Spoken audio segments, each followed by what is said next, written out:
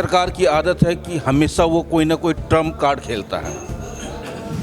इस बार चुनाव में ओबीसी का कार्ड खेला। मोदी जी को पता है कि ओबीसी लगभग 51% बहुमत में है, यानी कि अगर ओबीसी को अगर हम साथ में ले लेते हैं तो हमारी विजय निश्चित होगी। अब ओबीसी में बहुत सारे लोग आ जाते हैं और सब लोग का समर्थन एक साथ प्राप्त हो जाता है। इस चक्कर में बाकी विपक्षी दल परेशान हो जाते हैं, क्योंकि उन्हें जो है अब बाकी जितनी भी जाति है सबको अलग अलग करके इकट्ठा करना पड़ता है। छांट छांट करके कुछ इकट्ठा होता है, कुछ नहीं भी इकट्ठा होता है। अब सवाल है कि 2024 का लोकसभा चुनाव में 400 पार की गारंटी कैसे होगी? कौन कौन समाज बीजेपी को समर्थन दे रही है अथवा नहीं दे रही है? अक्सर जोड़ तोड़ की राजनीति चल रही है। कांग्रेस अपना रोटी सेक रहा है, बड़गला करके, छवि को धूमिल करके, एन केन प्रकारेण किसी भी तरीके से वो चाहता है कि मैं ये चुनाव जीत जाऊं। लेकिन बीजेपी इसका पलटवार करने में हमेशा आगे रहता है। अभी हम लोग यहाँ पे हैं अखिल भारतीय मदेशिया वैश्य समाज। वैश्य समाज शुरू से बीजेपी का समर्थक रहा है और वो चाहता है कि बीजेपी ही जीते। लेकिन एक समस्या खड़ी हुई कि जो चेहरा बीजेपी ने लाया लोकसभा चुनाव 2024 के लिए, ढुल्लू महतो जी का, उस चेहरे में कहीं ना कहीं ये जरूर नज़र आ रहा था कि भाई ये गलत आदमी है। छवि को धूमिल करने का प्रयास किया गया।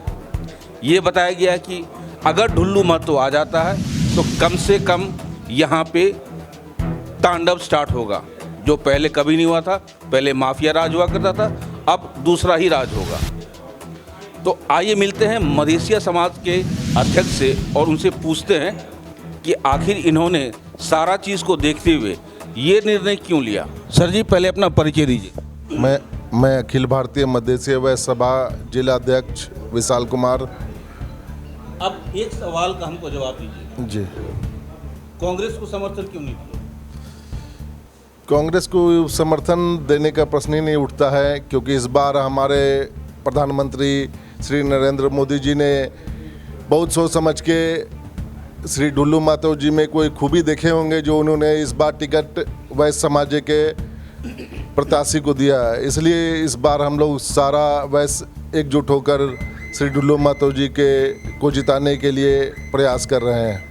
जितना भी विपक्षी दल है वो हमेशा ये कह रहा है कि ढुल्लू महतो अगर आ जाता है तो यहाँ आतंक का राज होगा। आतंक यहाँ पे धनबाद में ख़त्म करने में श्री ढुल्लू महतो जी का बहुत बड़ा योगदान है। नहीं तो पिछले आप 3 महीना पहले या 6 महीना पहले का धनबाद का लॉ एंड ऑर्डर देखिए और आज का लॉ एंड ऑर्डर देखिए, जिसमें श्री ढुल्लू महतो जी ने रणधीर वर्मा चौक पे एसपी को खरी खोटी सुनाया और आवाज़ उठाया उनको हटाने के लिए, जिसके चलते आज यहाँ का लॉ एंड ऑर्डर बहुत बढ़िया हो गया, धनबाद का दुरुस्त हो गया।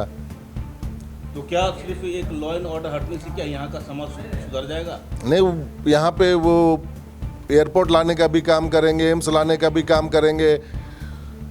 आज धनबाद में राम मंदिर जो बना है चिटाई धाम में, वो श्री ढुल्लू महतो जी ने सबसे पहले बनाया है।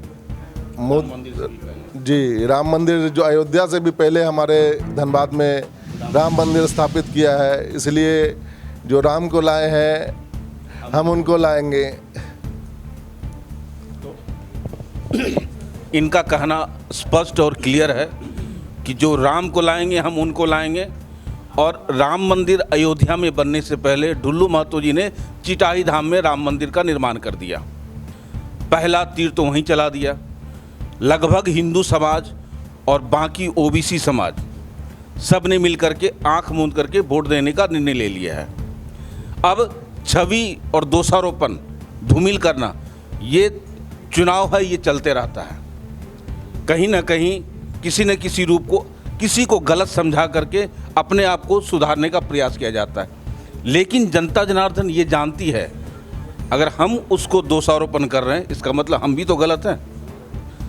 अपना काम करते जाइए और सही और गलत का चुनाव जो है 2024 के लोकसभा चुनाव में 25 तारीख की वोटिंग में ही क्लियर हो जाएगा। आइए हमारे और भी हैं, उनसे भी मिलते हैं, जरा उनसे भी विचार विमर्श लेते हैं। आपका क्या नाम हुआ सर? मेरा नाम हुआ कैलाश गुप्ता, अखिल भारतीय मध्यदेशीय वैश्य समाज का प्रवक्ता। प्रवक्ता है, तो आप प्रवक्ता हैं, तो एक ही बताइए कि ये जो आप लोगों ने निर्णय लिया है इसके पीछे क्या था? तो इसके पीछे ये निर्णय ये है जो आज वर्षों पूर्व हमारे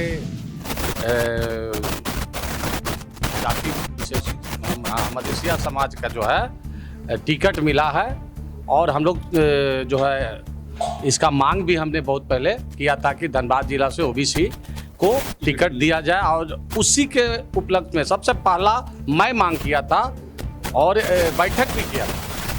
आज जब हमको मिल गया है तो हम तो बढ़ चढ़ के हिस्सा लेंगे, भाग लेंगे। यानी कि आपका जो इच्छा था जो है खड़ा जी, धनबाद जिला से कोई भी ओबीसी को टिकट मिलना चाहिए, हम लोग उसके साथ हैं। मतलब मधेसिया समाज ने पहले इस बात के लिए प्रस्ताव रखा था कि धनबाद से ओबीसी कोई भी कैडर खड़ा हो ताकि हम उसको सपोर्ट करें और वो हमारे लिए काम करे, और इसीलिए शायद मोदी सरकार ने सिलेक्शन में थोड़ा सा लेट भी किया, लेकिन अंततः ढुल्लू महतो को सेलेक्ट किया और नया चेहरा जो है सामने लाया, जो अभी कहीं ना कहीं और हमेशा विवाद के घेरे में विपक्षी दल बना के रखते हैं, प्रचार वो फ्री में कर देते हैं विपक्षी दल वाले। आइए अब मिलते हैं हमारे सर, प्लीज़ अपना नाम बताइए। शशि प्रकाश, अखिल भारतीय मध्यदेशीय वैश्य सभा के मंत्री। कहीं ऐसा तो नहीं है कि ये जो लड़ाई हो रही है कांग्रेस वर्सेस बीजेपी, कहीं कोयला को लेकर के तो नहीं है? कोई कोयला के लेकर के नहीं है, लोग इसको नहीं, कोई वर्चस्व की लड़ाई नहीं है, कोई वर्चस्व की लड़ाई नहीं है। और हम लोग बहुत खुशी हैं कि हम लोग के देश के ओजस्वी एवं तेजस्वी प्रधानमंत्री श्री नरेंद्र मोदी जी ने ढुल्लू महतो को टिकट दिया। इसलिए हम लोग खुश हैं कि ढुल्लू महतो एक ऐसे व्यक्ति हैं जो मट्टी में खेलकर, झोपड़ी में रहकर गरीब के बच्चा है, बेटा है, और विधानसभा तक सफ़र किया, और विधानसभा का सफ़र किया, 2-2, 3-3 बार टर्म जीता उन्होंने, और आज नरेंद्र मोदी जी ने उनको टिकट दिया है। निश्चित तौर पर धनबाद का विकास होगा, और जो कहता है कि ढुल्लू महतो आएंगे तो गुंडा राज नहीं होगा, गुंडा राज कायम होगा, गुंडा राज ख़त्म करने के लिए वो आएंगे, और धनबाद का चौगुना विकास होगा। उसमें एम्स भी आएगा, और रेल का भी ट्रेन आएंगी, कई सारी ट्रेन है, वंदे भारत है, और अमन चैन भी धनबाद के लोगों को मिलेगा। अच्छा, बहुत दिन से फ्लाईओवर जो है गया पुल, जिसकी वजह से अच्छा खासा जाम लगा रहता है, तो उसका अभी तक कोई निराकरण नहीं हुआ, कोई निदान नहीं हुआ, जबकि 15-20 साल से लगातार जो है बीजेपी का ही सांसद है। या जनता पार्टी के जो सांसद थे पूरा प्रयास किए और प्रयास कर रहे थे। हाँ, इस बार उनको टिकट नहीं मिला, ढुल्लू महतो जी को मिला। ये प्रयास करके इन्होंने भी ये पुल जरूर अवश्य जाएंगे। उसमें सांसद जी का भी योगदान है। हमारे पूर्व सांसद जो पशुपतिनाथ सिंह जी है, वो हम लोगों का गार्जियन है, और उनका निश्चित तौर पर हम लोग का अभिभावक के रूप में आशीर्वाद मिलता रहेगा, और ढुल्लू महतो जी को भी मिलता रहेगा। पूरा समीकरण जो है जोड़ तोड़ की रणनीति पे टिका हुआ है। भाजपा नहीं चाहती है कि किसी भी ढंग से उसका प्रत्याशी को हार का सामना देखना पड़े, मगर विपक्षी दल पूरा जोर लगाए हुए सब एकजुट होकर के अपना संगठन बनाए हैं, और वो चाह रहे हैं कि हम जीत जाएं।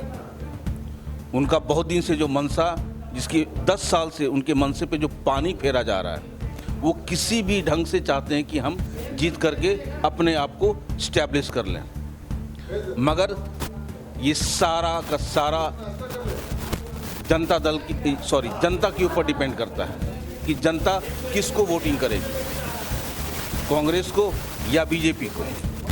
अब जनता ये देखती है कि विकास कहाँ हुआ, किसने विकास किया, और पूरे देश में प्रधानमंत्री के लायक कौन सा चेहरा एकदम सही है। तो जाहिर सी बात है वो चेहरा शायद हमारे जनता जनार्दन को भी पता है। अब देखते हैं कि 25 तारीख का चुनाव में बटन किस पे दबता है। हमारा सांसद कैसा हो? हमारा सांसद कैसा हो? अब की बात डुल्लू महतो जिंदाबाद। मैं निरंजन कृष्णा, कैमरामैन चंदू जी के साथ आप देख रहे हैं सब पर नजर। धन्यवाद।